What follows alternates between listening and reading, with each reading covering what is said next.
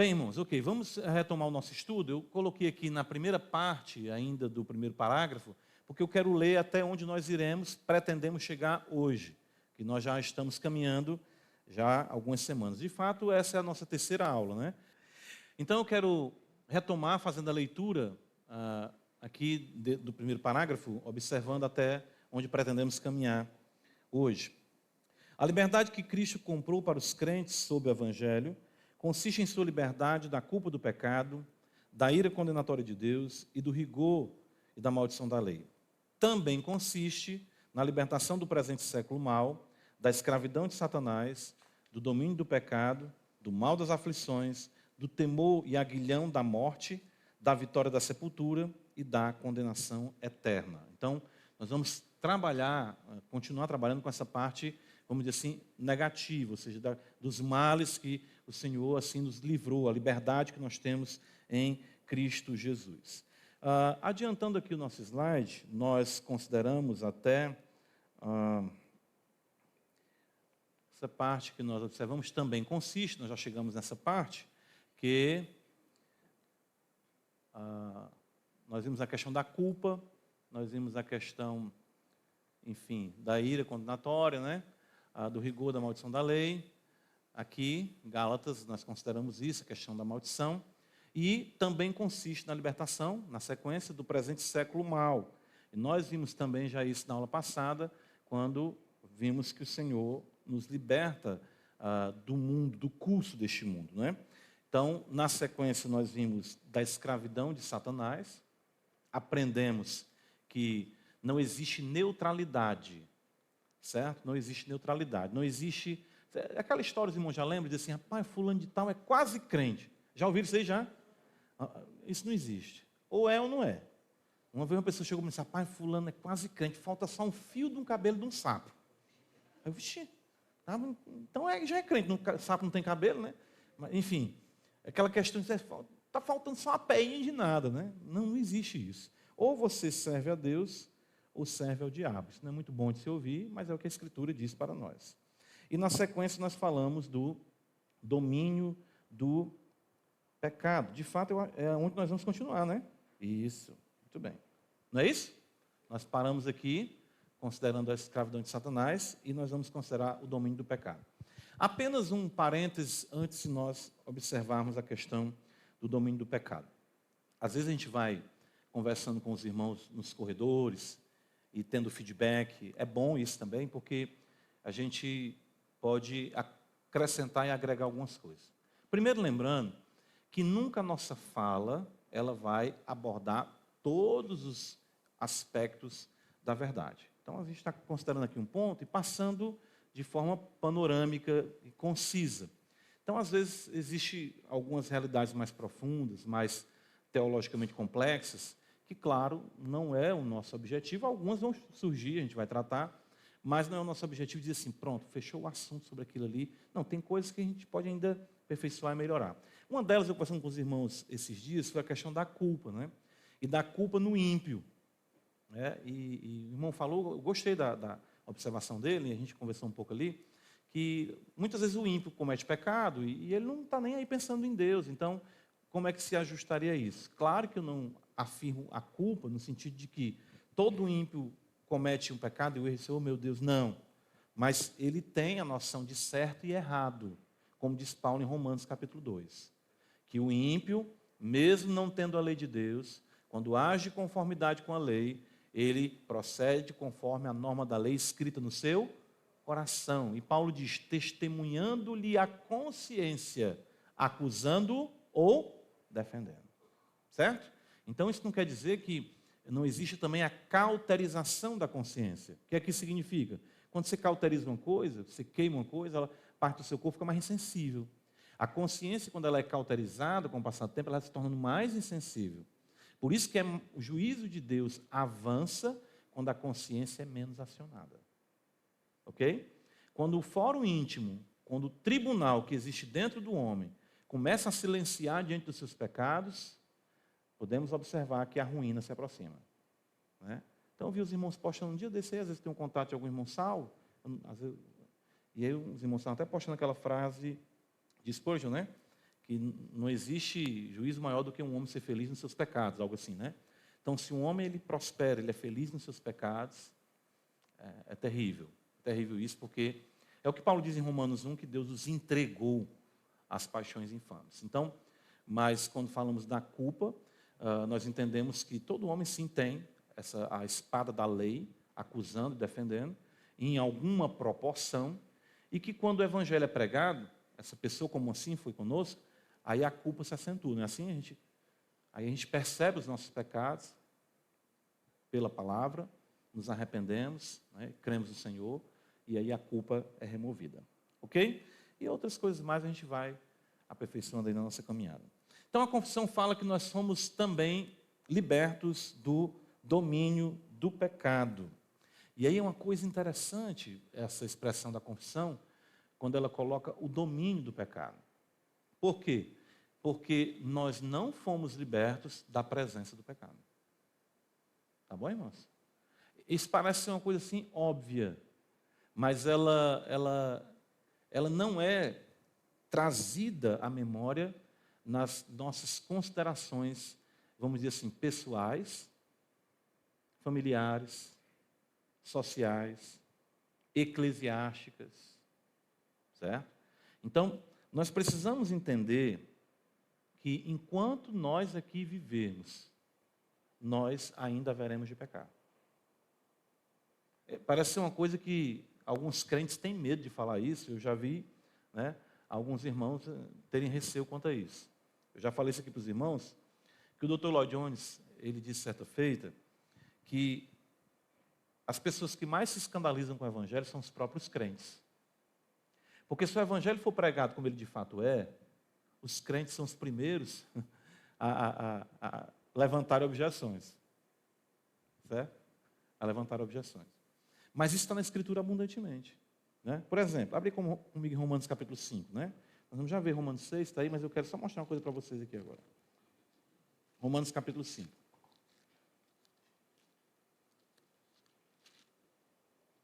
Olha só. Esse texto é maravilhoso.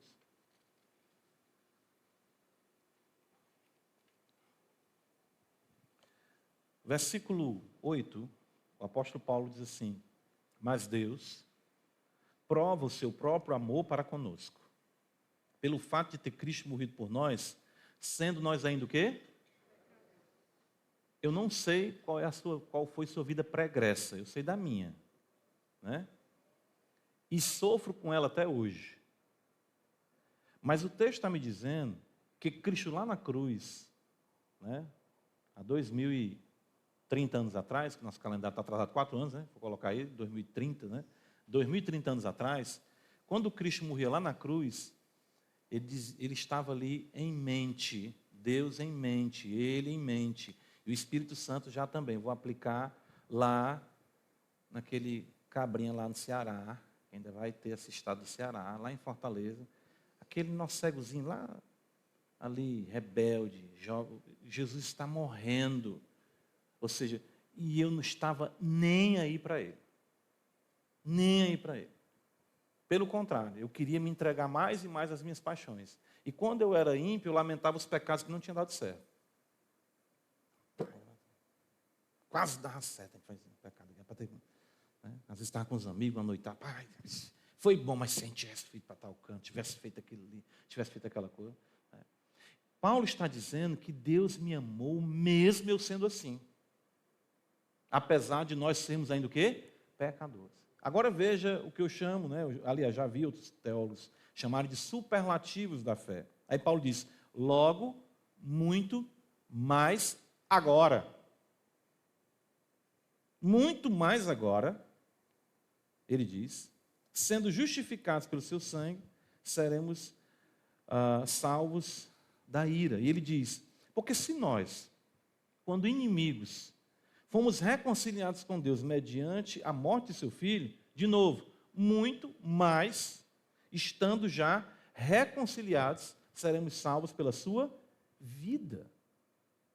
Então veja que ele diz que nós já somos reconciliados e seremos salvos. Daí é que eu falo muitas vezes isso. Nós fomos salvos, estamos sendo salvos, e o quê? Seremos salvos. E quando Cristo voltar, a nossa salvação se concretizará. Então fomos salvos pontualmente na história, Cristo, o Evangelho. Continuamos sendo salvos por essa graça. Então, vou lhe dizer uma coisa que vai lhe chocar. Não existe pecado que você, crente eleito, cometa, o qual venha lhe separar de Cristo. Amém? Agora, se você utilizar isso para se entregar ao pecado, isso prova que você não conhece a Cristo. Amém? A doutrina, ela não abre a porta para a dissolução. Ela abre a porta para aquele que é dissoluto. Não é verdade? A doutrina não abre a porta para a dissolução. A doutrina abre a porta para o dissoluto, dizendo para ele, pegue suas coisas e vai embora, você quer ver no pecado? Agora, quem foi eleito desde toda a eternidade, quem conhece o Senhor, foi por ele chamado no tempo. Qual o tempo da sua vida? O meu foi em 93. Teve aquele dia lá que ele chegou para você e lhe chamou. Então, isso então mostra a obra da graça na nossa vida. E é por isso que você vai entender. Tanto que quando Paulo diz que eu estou bem certo, de que nada ele não fala, nem a morte, nem a vida, nem principado, nem coisa do presente, nem do porvir, nem poderes, nem altura, nem profundidade, nem qualquer outra criatura poderá nos separar do amor de Deus que está em Cristo Jesus nosso Senhor. Então, nós fomos libertos do domínio do pecado. O pecado não tem mais senhorio sobre nós, mas não da realidade da presença do pecado.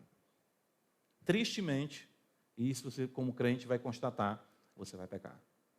E você vai pecar muitas vezes infantilmente. Você vai pecar muitas vezes, você vai ficar assim, com vergonha. Com vergonha. Isso, no caso de um coração contrito, regenerado. Você vai observar isso constantemente nos Salmos. Ontem eu estava falando para minha esposa, né? Mas que coisa impressionante, né? Quando você pensa na expressão, Davi era um homem segundo o quê? Coração de Deus. E olha que tipo de pecado ele comete. Mas olha também que arrependimento. Olha também que contrição. Olha também que sofrimento ante o pecado. Que postura, né, de Davi ante o pecado. Os salmos são maravilhosos. Ele diz, né?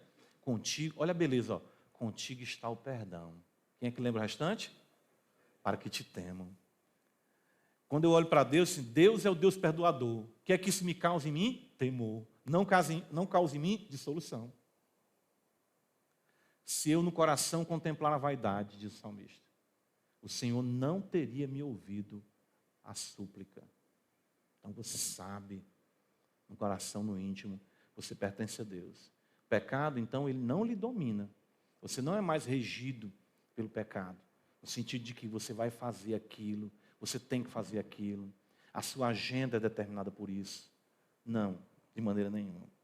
Por isso que nós vamos observar essa graça abundante. E o texto de Romanos, capítulo 6, aí, do 14 ao 18, né? Porque o pecado não terá domínio sobre vós, pois não estás debaixo da lei, e sim da graça. E daí? Havemos de pecar porque não estamos debaixo da lei e sim da graça? De modo nenhum. Paulo responde, né? Não sabeis que daquele a quem vos ofereceis como servos para a obediência, desse mesmo a quem obedeceis sois servos, seja do pecado para a morte ou da obediência para a justiça? Mas graças a Deus, porque outrora, escravos do pecado, contudo, viestes obedecer de coração a forma de doutrina que fostes entregues. E uma vez libertados do pecado, fostes feitos servos da justiça. Interessante isso, né? Você é servo da justiça. Você é escravo da justiça. Claro, isso mostra que você obedece porque você é servo, você foi conquistado por Cristo. E eu gosto demais desse versículo aqui, que é Romanos 6,17, que também é um sermão que eu nunca esqueci do Dr. Lloyd Jones nesse texto. Ele diz aqui, graças a Deus, porque outrora escravos do pecado, contudo vieste obedecer de coração a forma de doutrina que foste entregues. Aí Dr. Lloyd Jones, ele faz a seguinte aplicação, ele diz, muitas vezes os apóstolos vão tratar do fruto para a raiz. Então eu quero pegar esse versículo 17, quando ele expõe, e quero tratar da raiz para o fruto. Aí ele inverte o versículo. Aí ele começa com o final do versículo. O que é que realmente caracteriza uma pessoa alcançada por Deus? Ela foi entregue a uma forma de doutrina. Que doutrina é essa? Clara, a doutrina dos apóstolos, a doutrina de Cristo. Essa doutrina atinge o quê? O coração. Observa a sequência voltando. Ó. A forma de doutrina a que foste entregue, ele fala coração. E na sequência ele fala o quê? Obediência. Então, a vida cristã se caracteriza por isso. Meu contato com a palavra verdadeira atinge o meu âmago e me leva à obediência por amor. Aí se resume em Gálatas 5, versículo 6, que em Cristo Jesus não importa nem a circuncisão, nem a incircuncisão, mas a fé que atua pelo. Então veja, a fé, as verdades bíblicas, a convicção, tudo que foi ensinado, que atua a obediência com a raiz do amor. Então por isso que você não precisa, irmãos, é interessante isso, você não precisa tanger o crente ao amor. Crente é crente. Parece redundante, né? Crente é crente. Às vezes você vai ajustar uma coisa ou outra, tem uma dificuldade, uma dúvida, isso faz parte. A gente não nasce sabendo de tudo, a gente não nasce de novo sabendo de tudo. Mas crente é crente. Crente ama o livro, crente ama falar com Deus, crente ama culto, crente ama púlpito, crente quer viver a realidade da ceia, crente quer estar na comunhão dos santos. Crente é crente. Você não faz um peixe, dizer para ele, vem cá, entra na água, peixe, quero não. Porque eu quero uma vida mais enxuta. Não. Peixe é peixe. Peixe, o negócio de peixe é com água. O negócio de crente é com céu. É com o reino de Deus. É por isso que, né, essas questões, às vezes a pessoa, pastor, né? Acontece muito isso, sabe? Pastor, eu lembro aquela história do Dr. Lloyd Jones, já contei aqui muitas vezes. São os meus 2 melhores amigos mortos, né? Spurgeon e o Dr. Lloyd Jones. E Dr. Lloyd Jones é que estava pregando, né? Lembro dessa história, né? Já contei aqui várias vezes. Mas minha esposa disse que é assim mesmo, já ficando velho, vai repetindo as histórias. Então, aí, ele pregando, percebeu uma pessoa chorando copiosamente no culto, né? Aí ele foi à porta cumprimentar, como a gente faz aqui. E aí ele disse assim, rapaz, quando esse camarada passar, eu vou chamar ele para aceitar Jesus. Né? O camarada está chorando, tudo. Aí disse, quando pensou em fazer isso, ele sentiu aquela repreensão do Espírito, como se não faça isso não. Deixa esse negócio, que esse negócio é comigo. Está lá em João 16, 8, o Espírito é quem convence o homem de quê? Justiça e do juízo. Aí ele deixou o homem passar, o homem olhou para ele, tipo assim, esperou alguma coisa. Quando foi no outro dia, ele veio para o culto de oração, parece que lá era na segunda-feira. Lá era o culto de oração. Na segunda-feira, aqui tem, dia de segunda-feira é dia de São Bartolomeu. Viu? É o dia da folga do pastor. São Bartolomeu. Aí o Dr. Lloyd Jones vinha passando para o culto de oração, e aí o homem estava num bar, o homem que ele viu. Aí ele, doutor, ele era carinhosamente chamado de doutor, porque ele era médico, tinha deixado a medicina para servir no ministério. E aí ele disse para ele, doutor, ele disse, opa, como é que vai tudo? Ele, se o senhor tivesse me chamado ontem para um compromisso com Cristo, eu teria assumido. Aí ele, não seja por isso, vamos para a igreja agora. Ele, não, tinha que ser ontem. Se tivesse chamado ontem, aí o doutor Laudiano disse, é mesmo, assim é. Pois, meu amigo, eu vou lhe dizer uma coisa, se o que aconteceu com você ontem não durou nem 24 horas, não interessa a Cristo nem tão pouco a mim, passar bem. Então, é muito importante nós entendermos a realidade do âmago alcançado. Por isso que não tem domínio do pecado. Porque o coração agora é regido pela lei do amor. Não é aquela questão de você, né, aquela insistência, sabe? Claro, a gente tem que lutar pelas almas, orar pelas almas, mas tem coisa que você fica assim, não tem como, não faz sentido isso. A pessoa já com tempo na caminhada, com uma certa compreensão. As epístolas dizem isso, vocês já deveriam ser mestres, vocês já deveriam estar ocupados com outras coisas. Então, por que, né, essa demora tanto na realidade do amor e, claro, da obediência ao Senhor? Outro versículo aqui, esse é de Romanos 6, né? Ok. É esse versículo de Romanos 8, 3 também, né? Depois eu quero ler um aqui em Pedro. Paulo diz, porque quanto que for impossível a lei, que estava enferma pela carne, isso fez Deus enviando seu próprio Filho em semelhança de carne pecaminosa, e no tocante ao pecado. E com efeito, condenou Deus na carne o pecado. Então, em resumo, Cristo, ao morrer na cruz, como homem, como nosso representante perfeito, ele destrói o poder do pecado sobre a vida do seu povo, o poder do pecado. Claro que também a sua realidade se concretizará, mas isso quando ele voltar. Está escrito, está explicado no Santo Evangelho. Abre comigo aqui na Epístola de Pedro. Eu me lembrei de um texto aqui, acho interessante compartilhar com os irmãos. 2 Pedro. 2 Pedro. Capítulo 2. Olha só o que está escrito aqui, como é interessante. Pedro tem, capítulo 2, um paralelo com Judas, muito intenso, né? E ele diz assim, olha só. Cadê aqui?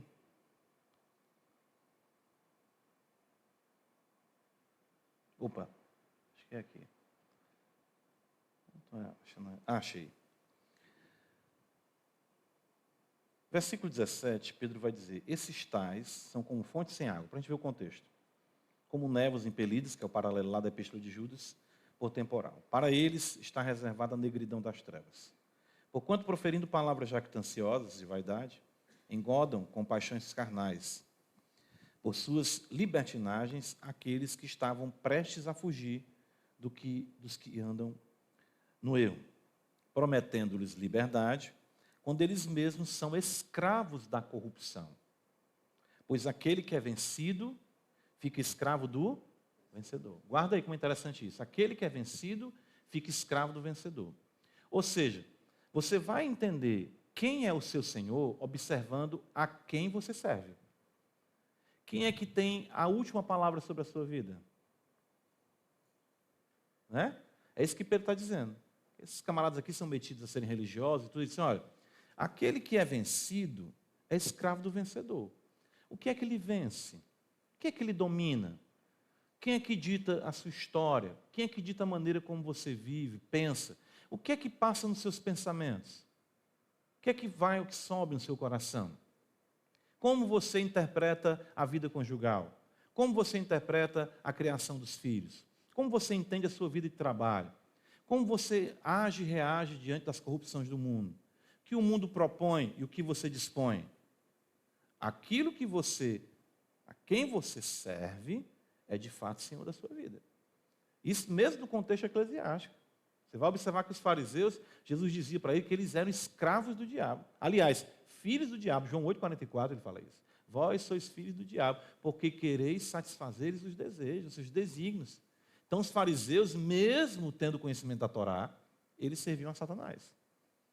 Por quê? Porque era uma religião para a construção, o afagar do ego deles mesmos, mas não a devoção em amor a Cristo. Continuando, veja, aí ele diz, portanto, e aqui é interessante, se depois de terem escapado das contaminações do mundo, mediante o conhecimento do Senhor e Salvador Jesus Cristo, olha como é interessante isso, a gente não tem muita ideia do que é apostasia, né? A gente fica naquele negócio, mas pastor, como é que pode? Quer dizer que a pessoa pode ter conhecido, pode escapar das contaminações do mundo? Pode, a pessoa chega aqui, já vi a pessoa chegar aqui, ela deixa as contaminações do mundo, às vezes estava numa vida de embriaguez, às vezes estava numa vida de adultério, às vezes estava numa vida de, enfim, corrupção, seja o que for, o pecado, ela deixa, vem para a igreja. Olha, mediante o conhecimento do Senhor e Salvador Jesus Cristo, o Evangelho muda a vida de algumas pessoas temporariamente. Tem pessoas que são mudadas temporariamente. Aí está escrito, se deixam enredar, o que está escrito aí? De novo. E são vencidos, tornou-se seu último estado pior do que o primeiro. Porque ele tinha agora um conhecimento. Ele tinha um conhecimento de Jesus Cristo como Senhor, Jesus Cristo como Salvador, que o Evangelho é a verdade. Lembra daquela história que eu contei para os irmãos? Eu tinha um colega meu, da minha época que Cristo me salvou, ele já tinha conhecido o Evangelho, e quando eu conheci ele no mundo, ele já estava desviado da igreja, já tinha apostatado, né? E aí ele dizia para mim assim, rapaz, ele disse isso, maldito o dia, ele falou, que aquela mulher pregou o Evangelho para mim. Eu não pude mais pecar em paz. Ele foi para a igreja, ele conheceu, como está lá em Hebreus, experimentou os poderes do mundo vindouro, fugiu das contaminações do mundo e se deixou enredar de novo. foi vencido. Pois melhor lhes fora nunca tivessem conhecido o caminho da justiça, do que após conhecê-lo, volverem para trás, apartando-se do santo mandamento que lhes fora dado. Que é que, interessante, olha como muitas vezes o humanismo, ele nos prejudica a compreensão bíblica. Pedro está dizendo que é melhor uma pessoa nunca ter conhecido o Evangelho, sim, do que conhecer e voltar para trás, sim. Melhor lhe fora nunca ter conhecido. Por quê? Porque a sua condenação vai ser maior. É grave ou não é? É por isso que nós chamamos aqui os irmãos com a sala de membresia, a gente fala muito dessas coisas. Amar a Deus, assumir um compromisso com Cristo, assumir um compromisso com a sua igreja, não é brincadeira.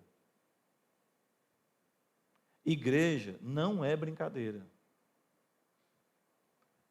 Tomar ceia não é brincadeira. Paulo diz, tem gente fraca, gente doente, gente até cai e morre. Porque toma ceia como? Indignamente. Não discerne o corpo, não tem contrição, arrependimento. É absoluta, é absoluta. Né? Enfim. Então, não é brincadeira. As questões, os fatos registrados na Escritura, minha esposa esse dia estava lendo ali Nadab e Abiú, e a questão de Nadab e Abiú serem mortos ali por oferecer fogo estranho. O mesmo ato 5, quando Ananias e Safira mentem ao Espírito de Deus. Né? Então, igreja é um ambiente perigoso para quem não quer compromisso com Cristo. É um ambiente perigoso. Então, o Senhor, eu gosto muito do texto de Apocalipse, capítulo 1, que diz que João viu o Senhor no meio dos 7 candeeiros. E os seus olhos eram como o quê?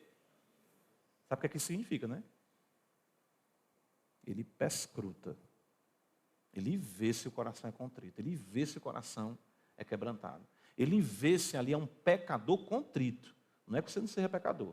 É contrito. É você estar ali, né? Miserável que eu sou, pecador, Jesus. Muito obrigado, perdão pelos meus pecados. Estou aqui, mas não sou digno. Ele anda no meio da igreja e ele tem os seus olhos como chamas de fogo. Com eles acontece o que diz certo adágio verdadeiro. O cão voltou ao seu próprio vômito e a porca lavada voltou a revolver-se do lamaçal. Esse adágio é até um tanto cômico, né? Porque você pensa, você já viu gente que cria porco, né? Tem gente que tem essas coisas de estimação, hoje em dia é tudo, né? Tem pet para tudo que é gosto, né? Então, eu já vi isso aí. Você pode pôr um porquinho, o porco, na hora que ele vê lama, o negócio dele é chafurdar na lama. Então, você limpa uma pessoa por um tempo, mas a natureza dele é de imundície. Outro texto assustador de Apocalipse diz assim: continue o justo na prática da justiça. Continue o injusto na prática da injustiça, porque não muda isso. Ou se é justo, ou se é injusto. E a justiça produzirá mais justiça, e a injustiça mais injustiça. Quem você é? Quem eu sou? Quem nós somos? E isso é evidenciado pela liberdade em Cristo do domínio do pecado. Eu quero servir o Senhor, meu Senhor, servir o Senhor. Não quer dizer que eu não vou falhar, não vou pecar, até gravemente, mas eu sempre estou ali, eu não saio dos pés do Senhor. Misericórdia, Jesus, me ajuda para a tua glória. Então, aguardamos o dia em que nós teremos a redenção. Para concluir essa parte, 1 Coríntios capítulo 1, aí você vai entender isso. 1 Coríntios 1, o apóstolo Paulo diz acerca do mestre o seguinte, olha.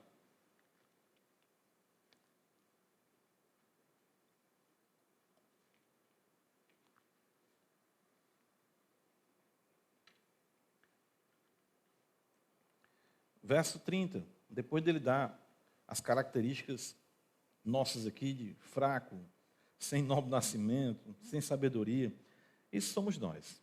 Verso 30, mas vós sois dele. Mas ele quis a gente mesmo assim. Vós sois dele em Cristo Jesus, o qual se nos tornou da parte de Deus, o que está escrito aí? Sabedoria, justiça, santificação e... Você pode dizer, mas a redenção não é no começo? É porque aqui Paulo está vislumbrando, claro, a completude da obra. A redenção dos nossos corpos. Então ele coloca sabedoria, a palavra que vem, nos traz a justiça, claro que a palavra, justiça em Cristo. Essa justiça posicional também, ela se move, ela progride, a santificação, até atingir o ápice na redenção, quando os nossos corpos de humilhação serão levantados da corrupção. Ok? Na sequência, a confissão nos fala do mal das aflições. Olha só o que está escrito em Romanos 8. E aqui eu quero também fazer uma introdução interessante. O Evangelho não nos livra das aflições. Amém? É tão fraquinho esse amém. Certo? Então, a propaganda mais mentirosa que existe no mundo na placa de uma igreja é: pare de... É mentira. Isso é falso evangelho, total. Daí você já vê logo. Eu vou até... A gente até já não aconselha, porque muita coisa a gente vai fazendo. Pensei em uma placa bonita para a igreja. Não sei se é aquelas coisas luminosas, né? Aí colocar aqui embaixo, endereço, culto, e colocar embaixo: comece a sofrer. Será que dá gente? Mas é verdade, né? Porque a pessoa fica, né? Claro que eu estou brincando, né? Vou colocar: comece a sofrer. Porque a pessoa tem essa ideia de que crer em Cristo é sinônimo de que a nossa vida vai ser mais tranquila. Não. É tranquilo que, é claro, nossa vida está resolvida com o Senhor Deus, justificados, pois mediante a fé temos o quê? Paz com Deus, pronto. Isso é tudo para nós. Mas na sequência desse texto Romanos 5, ele vai dizer que a tribulação produz, né, a experiência, perseverança, a esperança não confunde. Então, nós temos que entender isso, né, de que o Evangelho, Jesus disse: eu não vim trazer paz, olha outro contexto aí, mas vim trazer o quê? Espada, pois de agora em diante serão na casa... Ou seja, as realidades serão divididas, né? Marido contra esposa, enfim, pai contra filho, filho contra pai. Então, o Evangelho não nos livra das aflições. Até o seu último suspiro, você vai estar sofrendo alguma aflição. Talvez você morra no meio de uma aflição. Aliás, todo mundo vai morrer no meio de uma aflição, não é não? A doença não é uma aflição? Então, a doença que vem ali, seja ela de imediato, sei, por um acidente, seja por um acidente vascular, seja um infarto, é aflição. Só vai findar. Senhor, eu queria tanto que tu findasse todas as minhas lutas. Aí você recebe uma ligação do plano funerário. Né? Aí bate na sua casa, né? Saudade eterna, né? Por aí vai, né? Paz duradoura. Essa aí, pronto. Eu digo, não quer ter problema, não seja crente. Mas pastor, o ímpio também tem, mas ele sofre sem o propósito, sem exatamente a pedagogia da fé, a didática do Espírito, o aperfeiçoamento da alma. Então, quando a confissão coloca do mal das aflições, isso é muito maravilhoso, porque é algo realmente que nos mostra que o Evangelho, ele lidar, irmãos, entenda, estar nesse mundo, lidar com o nosso coração, lidar com esse sistema, lidar com as forças do mal, tudo isso, irmãos, é realmente algo cansativo. É cansativo, certo? Mas veja só Romanos capítulo 8, verso 28, né? Olha como é interessante. Está escrito, né? Sabemos que todas as coisas fazem o quê? Cooperam para o bem. Cooperam. Daqueles que amam a Deus. Diferente, né? Daqueles que são chamados segundo o seu propósito. Irmãos, eu sempre gosto de considerar a vida de José nessa realidade, né? A vida de José, eu vou dizer, meu irmão não dá para mim, não. Mas, graças a Deus, Senhor, muito obrigado, né? Não dá para mim, não, aquele não. O negócio aquele ali, o sofrimento medonho. Você ser vendido como escravo, né? Você ser acusado de, hoje em dia, mais ainda, hein? Assédio sexual, abuso, sei lá, tudo que se possa enquadrar aí na Lei Maria da Penha, né? Sei lá, a mulher faz aquilo ali com ele. A pessoa ir para uma prisão com estigma, né? Entenda, né? Pegando aqui, paralelo a estuprador, não é? E em tudo isso, é Deus conduzindo a vida dele. Lá na prisão, o copeiro ainda se esquece dele. Mas todo homem que Deus vai usar grandemente, primeiro ele fere profundamente. Interessante isso, né? Então, sempre a bonança, ela vai ser precedida de muita luta. Então, é por isso que tudo coopera. Deus está trabalhando para lhe fazer um homem melhor, uma mulher melhor, um cristão melhor. Hoje, quando eu olho para trás das minhas realidades da minha vida, eu converso com a minha esposa, a gente conversa isso, a gente pensa muito, a gente diz, como aquilo foi necessário, como aquele sofrimento foi necessário, como aquela humilhação foi necessária, como aquela calúnia foi necessária, como aquela enfermidade foi necessária. Trabalhar o nosso coração. Ou seja, todas as coisas, elas cooperam para o bem. Então, não existe nada que de fato esteja acontecendo na sua vida que não há de redundar no seu bem-estar. Isso, às vezes, não é constatado de imediato. Certo? Tem coisa que eu passei que eu ainda não... Mas eu sei, eu sinto, né, vamos dizer assim, o sabor do resultado daquilo ali. Da profundidade da oração, da profundidade da leitura bíblica, da percepção da vida. É muito interessante isso. É muito interessante. Então, o mal das aflições sempre nos acometerão. Jesus fala em João 16:33, e eu gosto pelo paralelo aí. Tenho-vos dito estas coisas para que tenhais paz em mim. Parte A do versículo. Bom, não é? Que coisas? No mundo tereis aflições. Mas tende bom ânimo. Eu venci o mundo. Certo? Então, entenda isso, irmãos. Não sei qual é a aflição que está lhe afetando. Agora, claro, não sofra aflição injustamente. Como assim? Porque você pode estar sofrendo por ser injusto. Aí tem que ter cuidado com essas coisas. Tem que ter cuidado com isso aí. Né? Às vezes no seu trabalho, né?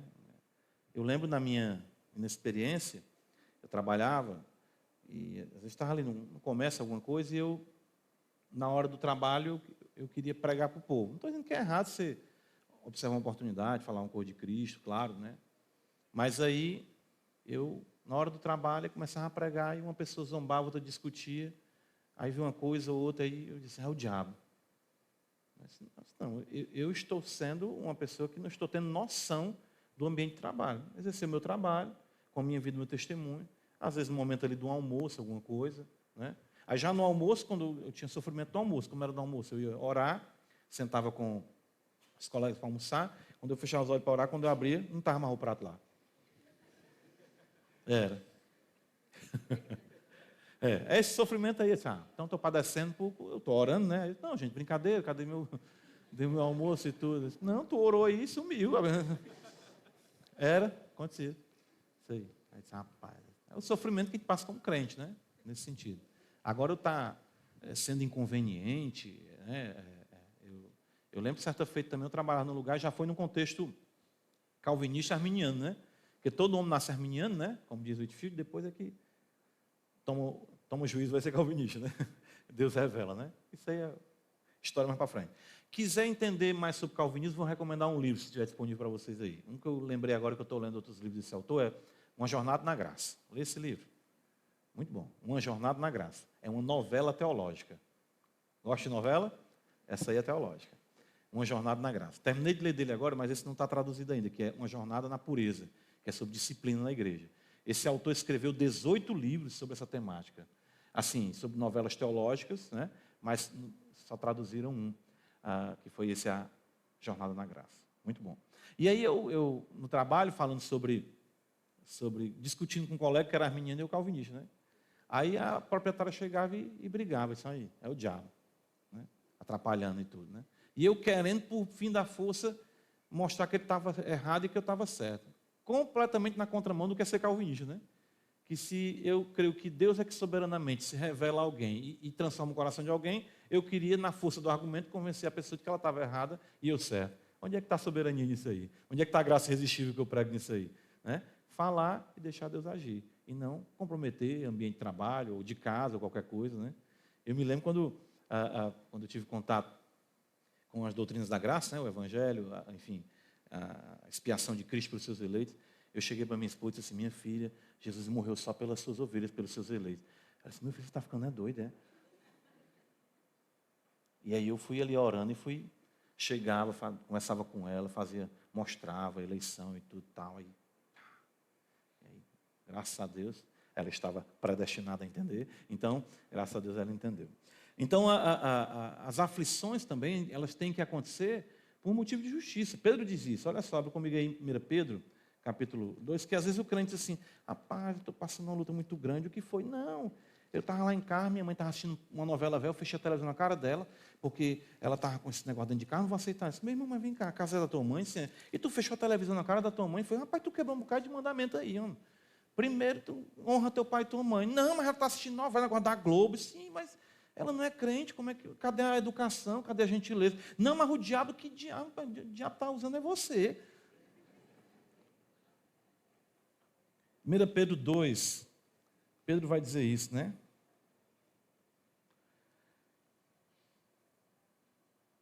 Verso 18, servos, sede submissos com todo temor. Eu estou falando isso aí porque eu fiz isso, viu, também. Chegar em casa, esse programa rei do diabo aí, olha, o pessoal ficava olhando para mim. Isso é coisa do diabo, um negócio desse aí. Aí o pessoal com raiva, diabo é tu, diabo é você, diabo é tu, diabo é você. Está repreendido, saía eu, ganhei. Oi? Eu tinha 15 anos, né? Fiz muito, meu Deus do céu.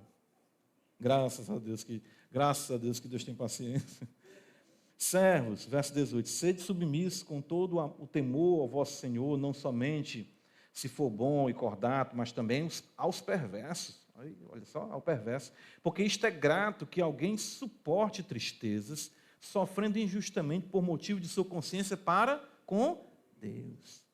Pois que glória há se pecando e sendo esbofeteados por isso, o suportais com paciência. Se, entretanto, quando praticais o bem, sois igualmente afligidos, e o suportais com paciência, isto é grato a Deus. Então, fique atento se você está sofrendo algum mal, não porque você está obedecendo a palavra, certo? Então, tenha cuidado com isso, para que o mal das aflições não lhe acometam. Né? É bom, importante que você esteja em sintonia com a vontade de Deus, que ali você já pode estar sofrendo mal na sua alma por estar agindo de forma equivocada. Qual aqui?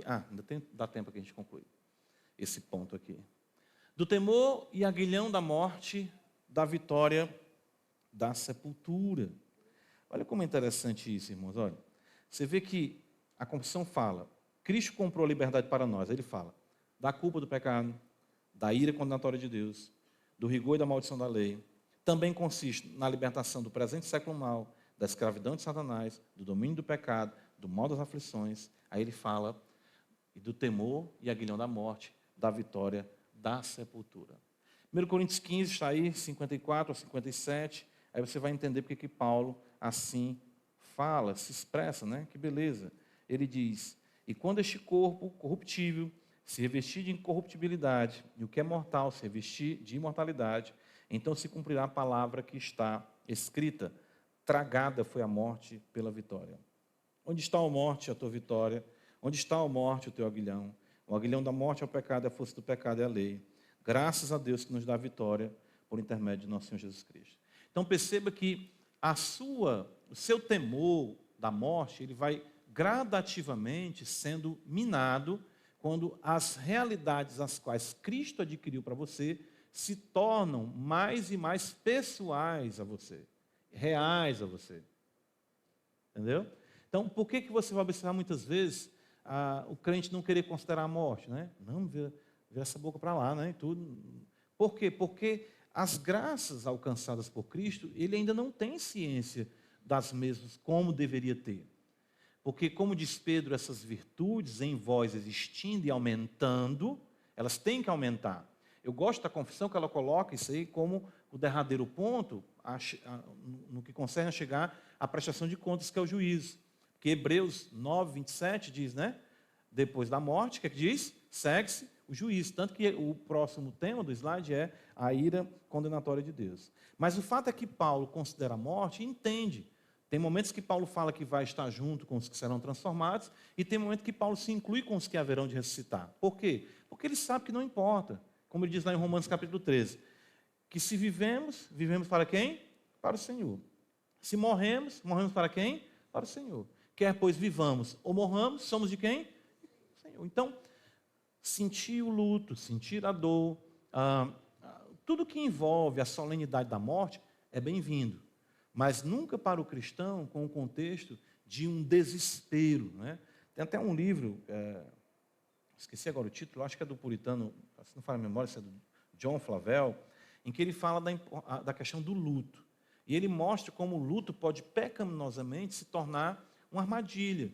Quando a pessoa, então, não consegue ir avante, quando a pessoa, então, não tem esperança, quando a pessoa, então, não entende o propósito de Deus, não entende o decreto de Deus. Como as questões que envolvem a morte também podem sorrateiramente trazer pavor e paralisação ao crente. E não pode ser assim. Paulo, quando entende que a sua morte está perto, ele entende como um culto. Estou prestes a ser oferecido como libação. Ele entendia que derramar sua alma era culto a Deus.